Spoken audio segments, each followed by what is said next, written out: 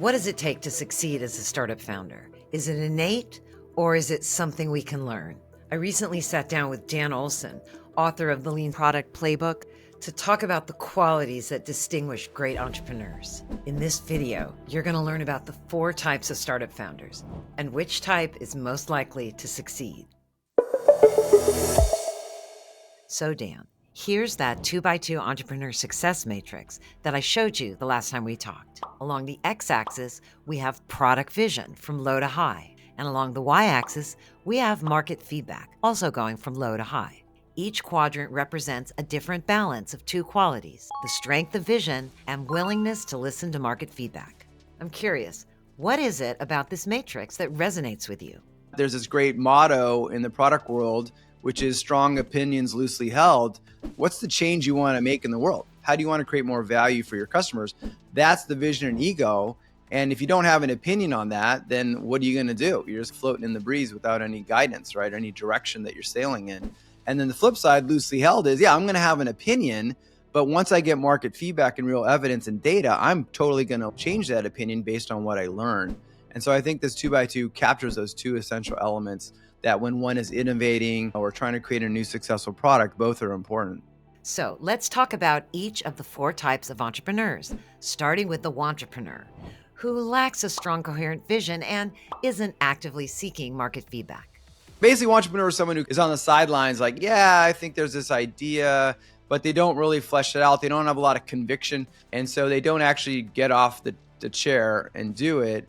And they also don't necessarily go out and get feedback. So they're in their head thinking this would be a cool idea, but they don't have a lot of vision around it. They don't go out and get a lot of market feedback. So right now they don't have conviction when they do have conviction, but they don't want to hear it. To the right of the Wantrepreneur, we have the self-proclaimed visionary who's convinced they're right. I remember there was an entrepreneur who basically they had created a productivity framework for themselves that they thought was awesome. The unspoken assumption that he didn't say was, because it works great for me, I think it's going to work great for a lot of other people out there who want to be more productive.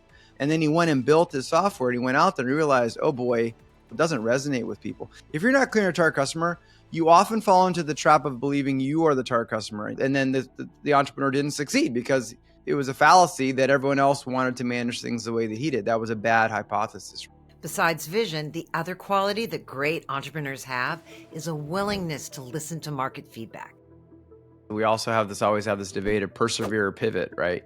When you test your idea and you hit some roadblocks, is it something you should just tweak and iterate and keep going, or should you stop and persevere? Right? And you can quit too early. You can be bullheaded and keep going. So it is a tough balancing act. This is your idea. This is your baby.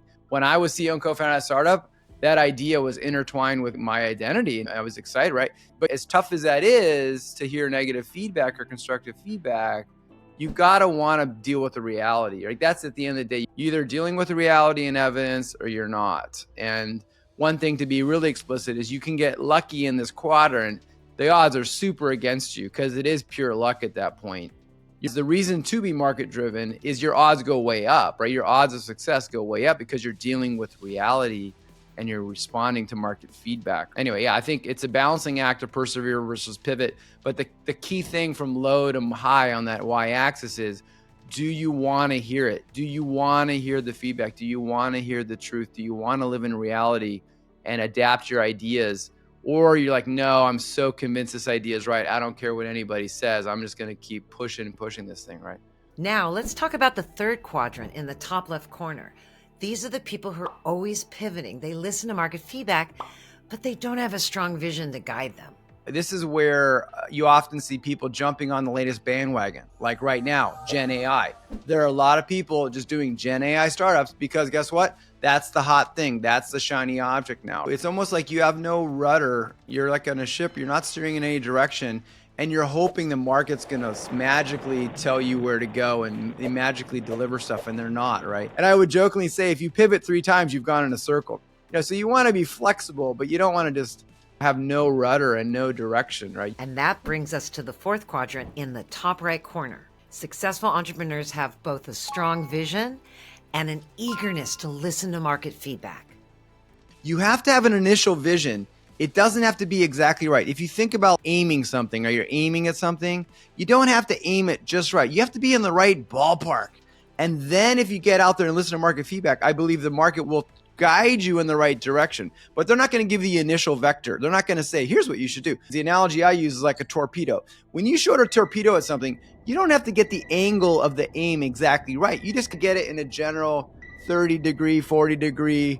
If the target's within that range, then the torpedo is going to turn on its active homing and it's going to home in on it. That's exactly how I feel this. You need to get an initial vision and you need to get that initial prototype out there and do the discovery and feedback correctly by recruiting the right people, being really mindful of who is our target customer, running the interviews in a non-prescriptive, unbiased way.